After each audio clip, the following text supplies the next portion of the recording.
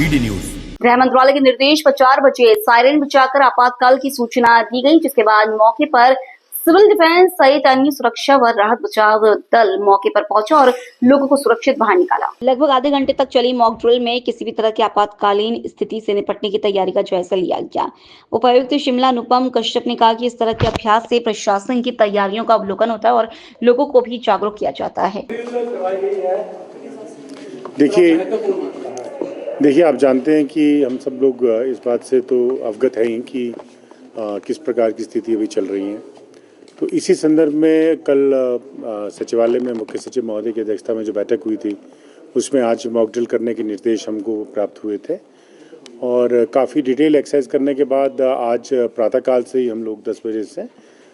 जब ऐसी परिस्थिति उत्पन्न होती है तो उसमें किस प्रकार की स्थिति से निपटना होता है और किस प्रकार की तैयारियां हमको रखनी पड़ती हैं और सिविलियंस का जो सबसे इम्पोर्टेंट रोल रहता है, जिसमें सिविल डिफेंस की क्या भूमिका रहती है, उस मुद्दे पर व्यापक चर्चा जो है उस पर प्रारंभ सुबह 10 बजे से हो गई थी।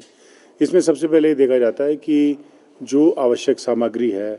उसकी किस तरह की स्थिति है, चाहे वो राशन से संबंधित है, चाहे वो पेट्रोलियम प्रोडक्ट से संबंधित है या बाकी और मेडिसिन से संबंधित है, और भी जो आवश्यक सामग्रियां होती हैं उसकी एक स्टॉक इवेल्युएशन पोजीशन होती है, जिसके बारे में डिटेल डिस्कशन की गई और जो कि पूरी तरह से एब्सोल्युटली अंडर कंट्रोल और सब सुनियोजित तरीके से व्यवस्थित है। तो पहली बात तो ये थी। दूसरी बात ये थी कि इसमें सबसे इम्पोर्टेंट मसला रहता है कि सिविलियंस का रोल्स एंड रिस्पॉन्सिबिलिटीज़, क्योंकि आप देखते हैं जैसे हम लोग जिस तरह से बॉर्डर एरिया से दूर हैं, लेकिन जिस तरह से इसका फोकस जो है एयर स्ट्राइक से संबंधित रखा गया था, तो ऐसी स्थिति में अगर कोई इस तरह की घटना घटती है तो उस तरह से हम लोगों को मेंटली किस तरह से तैयार रहना है, सिविलियंस की क्या रिस्पॉन्सिबिलिटीज़ है और जो सिविल डिफेंस है जिसमें कि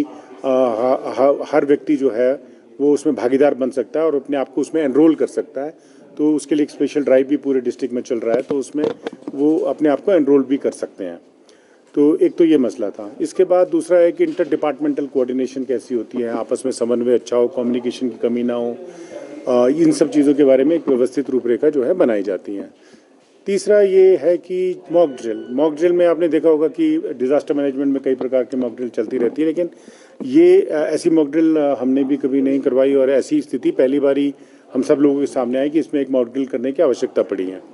तो परिस्थितियाँ इस प्रकार से रखी गई। शिमला ज़िले में 2 जगह के स्थानों को चिन्हित किया गया था, एक तो हमारा अपने डीसी ऑफिस और दूसरा संजौली में। तो इसके लिए हमने जो हमारी आज काफ़ी डिटेल जो डिस्कशन हुई, उसके बाद हमने इसको 2 हिस्सों में बांटा था और एक में जो है वो additional district magistrate law and order जो हैं उसको यहाँ इसकी देखरेख में किया, उनके साथ एडिशनल एसपी पुलिस और बाकी कमांडेंट होम गार्ड्स और बाकी पूरा पैराफेरनालिया डिफरेंट डिपार्टमेंट्स का था। संजौली में एडिशनल डिस्ट्रिक्ट मजिस्ट्रेट लॉ हमारे जो प्रोटोकॉल हैं वो एडिशनल एसपी वहाँ के वो हैं, कमांडेंट होम गार्ड्स हैं और बाकी डिफरेंट डिपार्टमेंट के ऑफिसर्स हैं, वो इसको कोऑर्डिनेट करके इसको उन्होंने मॉक ड्रिल को अभी किया है। इसमें आर्मी का बड़ा इंपॉर्टेंट रोल साथ में रहा, एसडीआरएफ एनडीआरएफ का रोल इसमें रहा। तो ये क्योंकि इंटीग्रेटेड अप्रोच होती है, सबकी मिलजुल कर है, पर एक सिविल डिफेंस का इसमें बहुत इंपॉर्टेंट रोल रहता है, जो हर एक सिविलियन को मैं समझता हूँ कि अपने जीवन में इसका निर्वाह हमको करना चाहिए। ये तो मॉक ड्रिल की